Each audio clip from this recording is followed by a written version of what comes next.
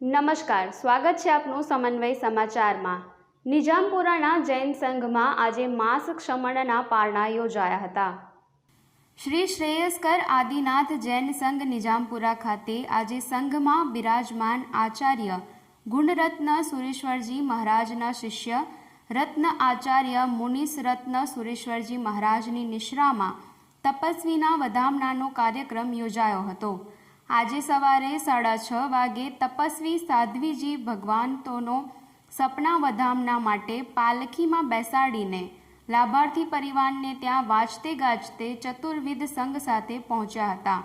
સંઘના અગ્રણી ધનંજયભાઈએ જણાવ્યું હતું કે તપની અનુમોદના માટે સામૂહિક આયંબિલ તપ તોરલબેન મિહિરભાઈ શાહ દ્વારા કરવામાં આવ્યા હતા અને બહેનોની સાંજી તપ ધર્મને સલામી વિષયને લઈને તપસ્વી મહારાજના સંસારી પરિવાર દ્વારા કરવામાં આવી હતી।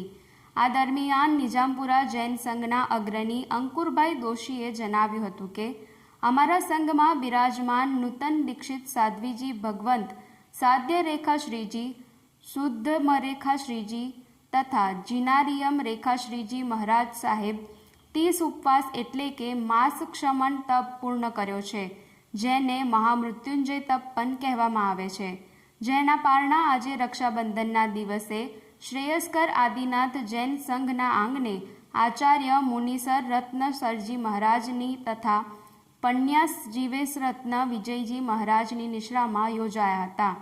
ત્યારબાદ જ્યોત્સનાબેન વિપિનચંદ્ર શાહ આમોદવાડા પરિવાર તરફથી નવકારસી કરવામાં આવી હતી।